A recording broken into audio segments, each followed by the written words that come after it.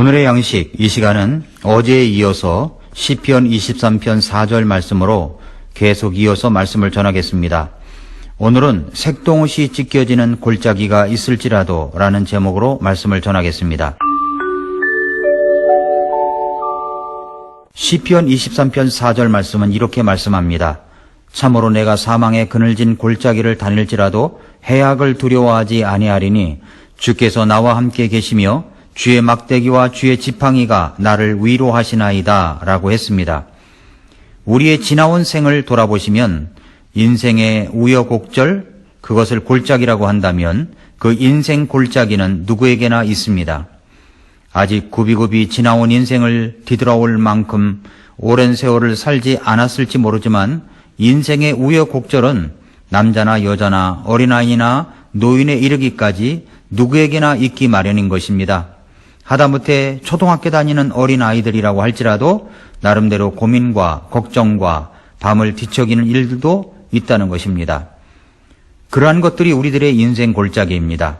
어떤 사람에게는 사망의 그늘진 골짜기였을 것이고 어떤 사람에게는 고통의 골짜기였을 것입니다.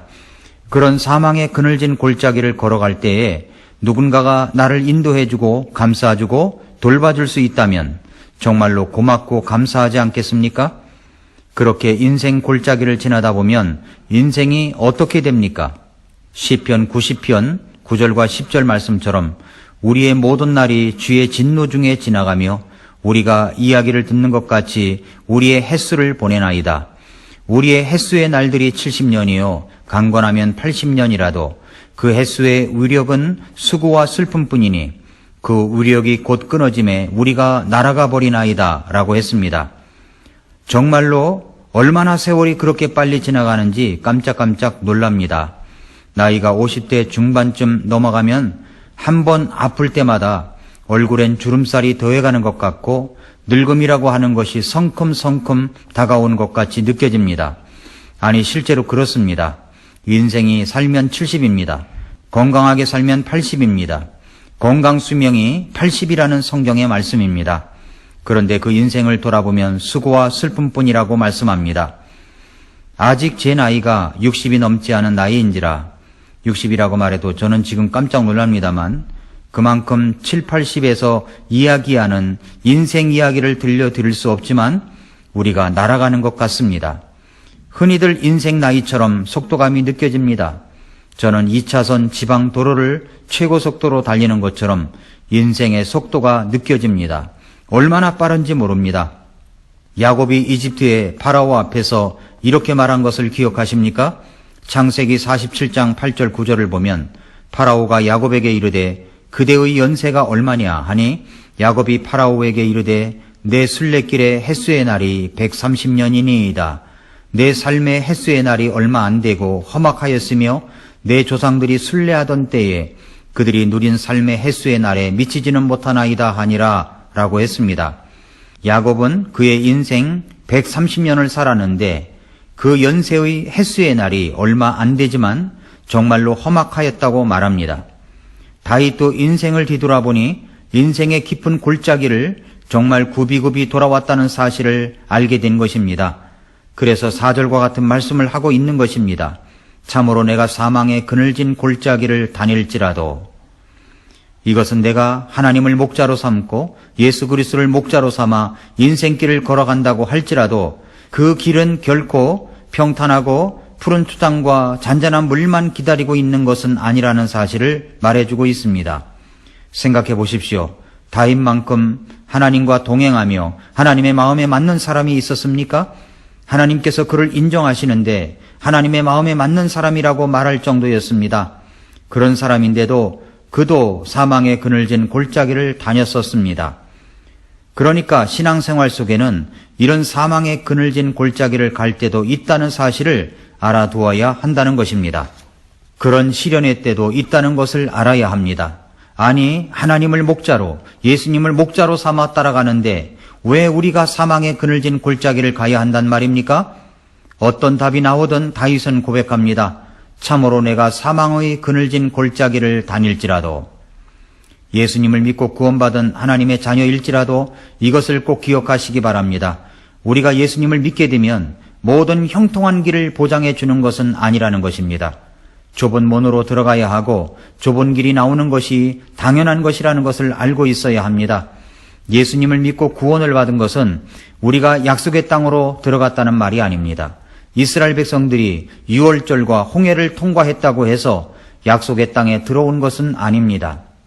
아직 티켓만 있는 것입니다. 그들이 가나안 땅을 가기 위하여 길을 나섰는데 그들을 기다리고 있었던 것은 젖과 꿀이 흐르는 가나안 땅이 아니었습니다.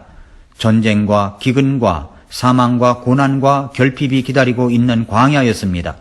그들은 물론 그곳에서 살아계신 하나님의 동행하심을 경험하며 행진을 하고 있습니다. 그러나 가나안 입성과 관련해서 생각해 본다면 그들의 출애굽은 단지 그 영광스러운 땅으로 들어갈 수 있는 입장권을 받은 것에 불과한 것입니다. 그들은 출애굽을 하자마자 홍해가 그들의 길을 막고 있는 것을 보았습니다. 감히 건너가겠다는 생각조차 할 수 없는 장애물이었습니다. 건너가자고 하니 사나운 바다였고 돌아가자고 하니 이집트의 군대가 죽일 기세로 쫓아오고 있습니다. 출애굽기 14장 10절부터 11절을 보면 파라오가 가까이 왔을 때 이스라엘 자손이 눈을 드니 보라 이집트 사람들이 자기들의 뒤를 따라 행진하더라.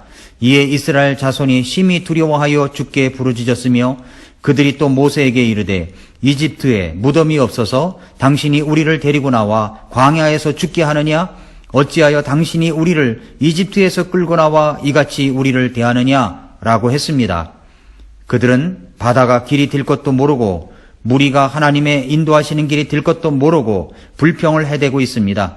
그뿐만이 아닙니다. 홍해의 기적을 보면서 그들이 건너와 소리치며 찬양하며 하나님께 영광을 드렸는데 사흘길을 못 가서 그들은 마실 물 때문에 갈증에 못 이겨 물을 먹긴 먹었는데 또 그 물이 써서 먹을 수 없으니 원망을 하고 맙니다.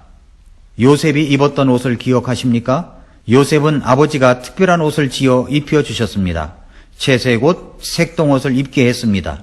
색동옷을 입었다는 것은 부모님의 사랑을 많이 받는 사람이라는 뜻일 것입니다. 그러나 평생 색동옷만 입고 다닌다고 생각해 보십시오. 그것은 평생 부모 품에 빠져 성숙하지 못한 채 부모의 품속에서만 살아가는 인생을 말하는 것입니다.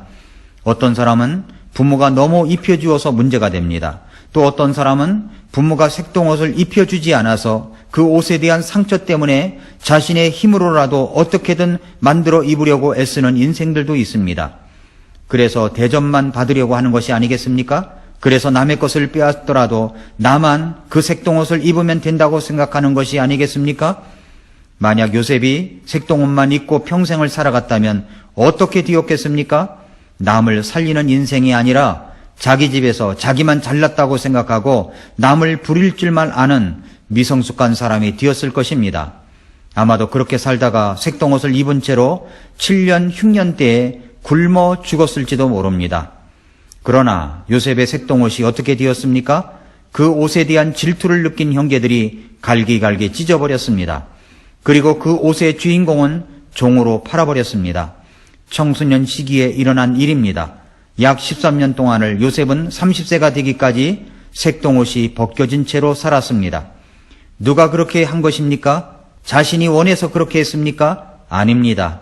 그것은 형제들이 그렇게 했지만 그것은 하나님께서 미리 내다보시는 안목으로 요셉을 준비시키기 위해서 형제들이 그렇게 하는 것을 그냥 보고만 계셨습니다. 하나님은 형제들의 그런 악을 선으로 바꿀 계획을 가지시고 말입니다. 주님은 20년 후까지 내다보신 것입니다. 요셉만 살리시는 것이 아니라 주변 사람들도 주변 국가들도 살리시기 위해서 내 색동옷을 찢겨버리게 내버려 두실 때가 있습니다. 이것이 바로 그늘진 골짜기로 지나는 것입니다. 여러분은 여러분의 색동옷이 찢겨졌다고 생각하십니까? 그렇게 된 지 얼마나 되셨습니까?